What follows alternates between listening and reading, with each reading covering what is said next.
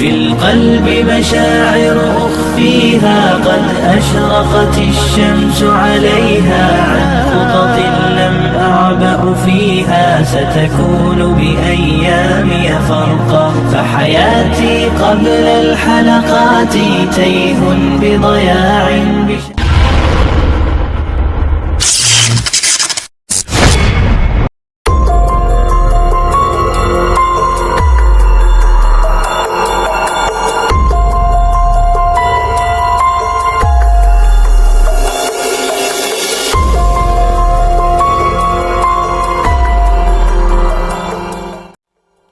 Assalamualaikum warahmatullahi wabarakatuh. Apa kabar sahabat Amirul Mukminin? Semoga semua dalam lindungan Allah Subhanahu wa Ta'ala. Kisah nyata membuat heboh dan menjadi perbincangan baik bagi siapa saja yang menyadarinya.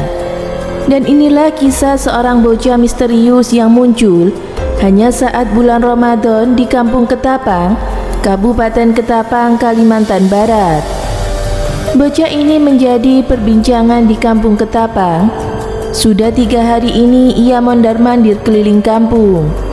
Ia menggoda anak-anak sebayanya, menggoda anak remaja di atasnya, dan bahkan orang tua. Hal ini bagi orang kampung sungguh menyebalkan.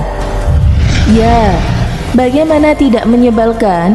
Anak itu menggoda dengan berjalan ke sana kemari, sambil tangan kanannya memegang roti isi daging yang tampak coklat menyala, sementara tangan kirinya memegang es kelapa, lengkap dengan tetesan air dan butiran es yang melekat di plastik tersebut. Pemandangan tersebut menjadi hal yang biasa bila orang-orang kampung melihatnya bukan pada bulan puasa. Tapi ini justru terjadi di tengah hari pada bulan puasa, bulan ketika banyak orang sedang menahan lapar dan haus. Es kelapa dan roti isi daging itu tentu saja menggoda orang yang melihatnya. Pemandangan itu semakin bertambah tidak biasa karena kebetulan selama 3 hari sejak bocah itu ada, matahari di kampung itu lebih terik dari biasanya. Lukman mendapatkan laporan dari orang-orang kampung mengenai bocah itu. Mereka tidak berani melarang bocah kecil itu menyodor-nyodorkan dan memperagakan bagaimana dengan nikmatnya ia mencicipi es kelapa dan roti isi daging tersebut. Pernah ada yang melarangnya, tapi orang itu kemudian dibuat mundur ketakutan sekaligus keheranan. Setiap dilarang, bocah itu akan mendengus dan matanya akan memberikan kilatan yang menyeramkan, membuat mundur semua orang yang akan melarangnya. Lukman memutuskan akan menunggu kehadiran bocah itu. Kata orang kampung, belakangan ini setiap ba'da zuhur, anak itu akan muncul secara misterius. Bocah itu akan muncul dengan pakaian lusuh yang sama dengan hari-hari kemarin, dan akan muncul pula dengan es kelapa dan roti isi daging yang sama juga. Tidak lama Lukman menunggu, bocah itu pun datang lagi. Benar, ia menari-nari dengan menyeruput es kelapa itu. Tingkah bocah itu jelas membuat orang lain menelan ludah, tanda ingin meminum es itu juga. Lukman pun lalu menegurnya. Cuma, ya itu tadi, bukannya takut, bocah itu malah mendelik hebat dan melotot, seakan-akan matanya akan keluar. Bismillah, ucap Lukman dengan kembali mencengkram leher bocah itu. Ia kuatkan mentalnya. Ia berpikir, kalau memang bocah ini bocah jadi-jadian, ia akan korek keterangan apa maksud semua itu. Kalau memang bocah ini bocah beneran, ia pun akan mencari keterangan siapa dan dari mana sesungguhnya bocah ini. Mendengar ucapan bismillah itu, bocah tadi mendadak menuruti tarikan tangan Lukman. Lukman pun menyentak tangannya, menyeret dengan halus bocah itu dan membawanya ke rumah. Gerakan Lukman diikuti dengan tatapan penutannya dari orang-orang yang melihatnya. Ada apa Tuan melarang saya meminum es kelapa dan menyantap roti isi daging ini? Bukankah ini kepunyaan saya?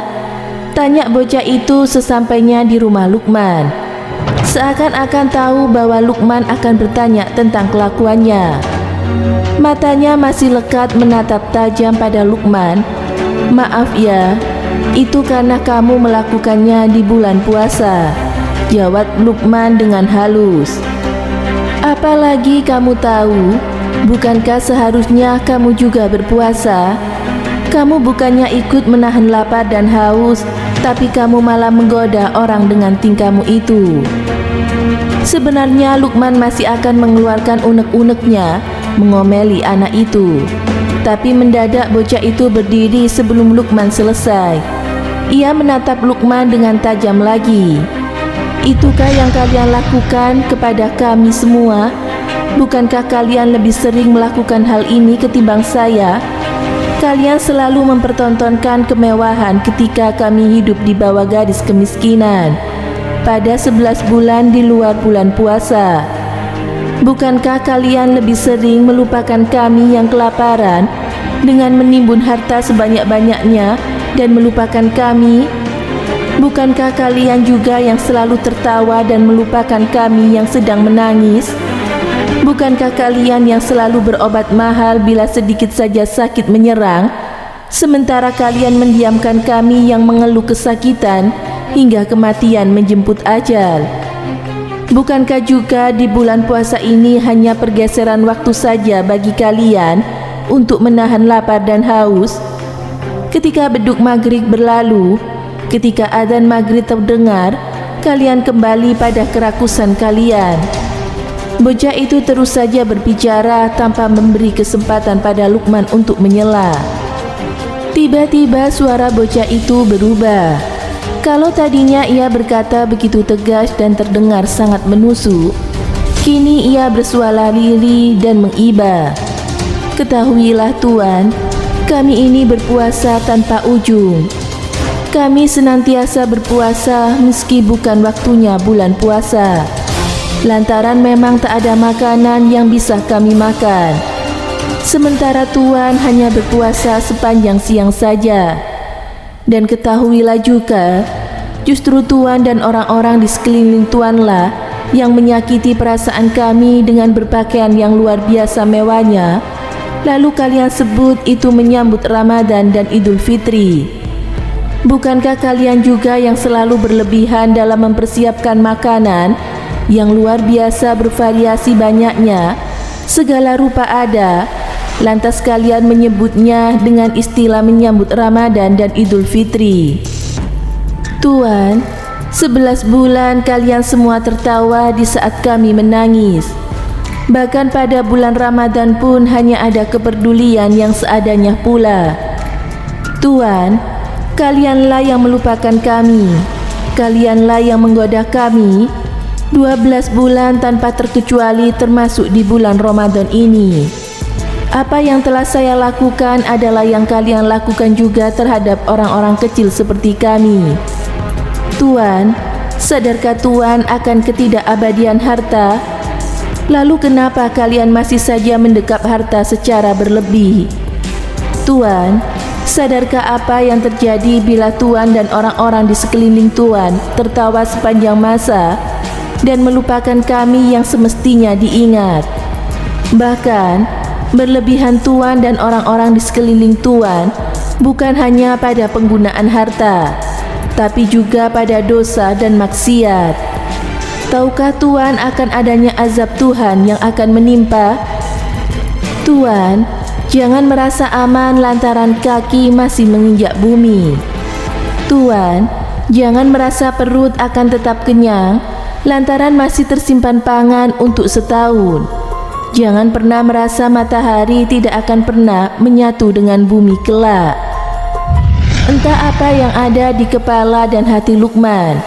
Kalimat demi kalimat meluncur deras dari mulut bocah kecil itu tanpa bisa dihentikan. Dan hebatnya, semua yang disampaikan bocah tersebut adalah benar adanya. Hal itu menambah keyakinan Luqman bahwa bocah ini bukanlah bocah sembarangan. Setelah berkata pedas dan tajam seperti itu, bocah itu pergi begitu saja meninggalkan Luqman yang dibuatnya terbengong-bengong. Di kejauhan Luqman melihat bocah itu menghilang bak ditelan bumi. Begitu sadar, Luqman berlari mengejar keluar rumah hingga ke tepi jalan raya kampung Ketapang. Ia edarkan pandangan ke seluruh sudut yang bisa dilihatnya, tapi ia tidak menemukan bocah itu. Di tengah deru nafasnya yang memburu, ia tanya semua orang di ujung jalan, tapi semuanya menggeleng kebingungan. Bahkan orang-orang yang menunggu penasaran di depan rumahnya pun mengaku tidak melihat bocah itu keluar dari rumah Luqman. Bocah itu benar-benar misterius, dan sekarang ia malah menghilang. Luqman tidak mau main-main, segera ia putar langkah balik ke rumah.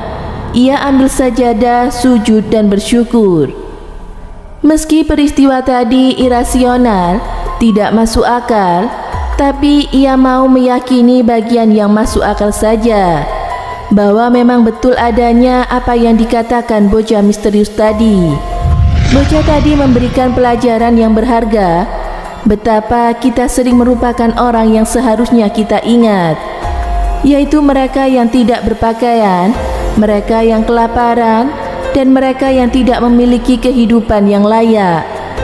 Bocah tadi juga memberikan Luqman pelajaran bahwa seharusnya mereka yang sedang berada di atas, yang sedang mendapatkan karunia Allah, jangan sesekali menggoda orang kecil, orang bawah, dengan berjalan membusungkan dada dan mempertontonkan kemewahan yang berlebihan. Marilah berpikir tentang dampak sosial yang akan terjadi bila kita menjejali tontonan kemewahan, sementara yang melihat sedang membungkuk menahan lapar. Luqman berterima kasih kepada Allah yang telah memberikan hikmah yang luar biasa. Luqman tidak mau menjadi bagian yang Allah sebut mati mata hatinya.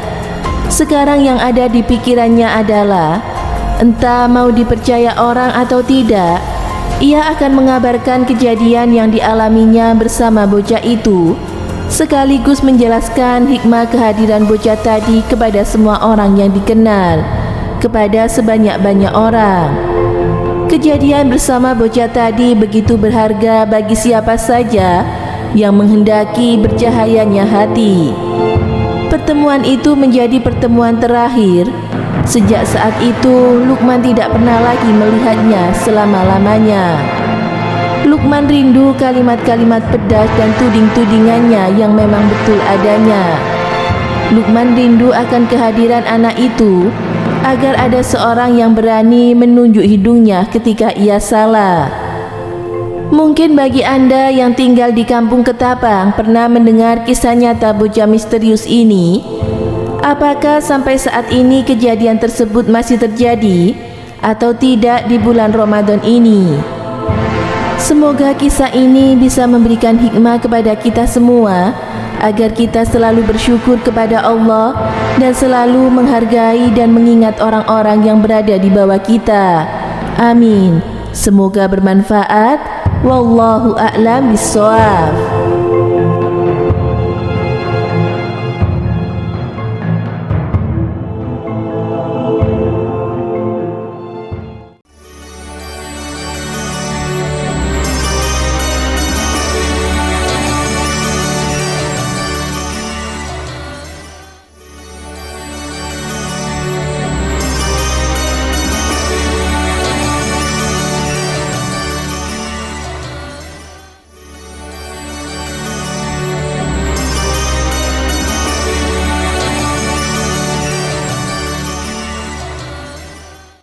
Assalamualaikum warahmatullahi wabarakatuh. Pemirsa Amirul Mukminin yang dirahmati Allah Subhanahu wa taala. Di dalam hadis Nabi dinyatakan secara langsung oleh Allah Subhanahu wa taala di dalam Al-Qur'an bahwa umat terbaik sejak Nabi Adam hingga Nabi Muhammad sallallahu alaihi wasallam adalah umat dari Nabi sallallahu alaihi wasallam. Mengapa demikian? Karena umat Nabi Muhammad menyerukan kepada amal ma'ruf nahi mungkar, yaitu melakukan kebaikan dan mencegah keburukan. Bahkan saking istimewanya dari umat Nabi Muhammad SAW, banyak sekali para nabi yang juga ingin menjadi umat Nabi Muhammad SAW. Salah satunya diantaranya adalah Nabi Adam, Nabi Nuh, Nabi Ibrahim, Nabi Musa, Nabi Isa, dan masih banyak lagi para nabi yang ingin menjadi umat Nabi Muhammad SAW. Dan berikut adalah keistimewaan dari umat Nabi Muhammad SAW. Yang pertama adalah sebagai umat akhir zaman, lalu pahalanya dilipat gandakan, mendapatkan syafaat dari Nabi SAW, menangguhkan siksaan di dunia, dianugerahkan malam Lailatul Qadar, dan disucikan seluruh tempat untuk sholat. Dan selain itu, Nabi Muhammad SAW pun juga sangat menyayangi umatnya. Semoga kita menjadi salah satu umat yang selalu berada di sisi, menjadi salah satu umat dari Nabi Muhammad SAW yang mendapatkan syafaat dan kelak bersama dengan Rasulullah SAW di surganya Allah. Amin. Semoga bermanfaat. Saya akhiri. Wassalamualaikum warahmatullahi wabarakatuh.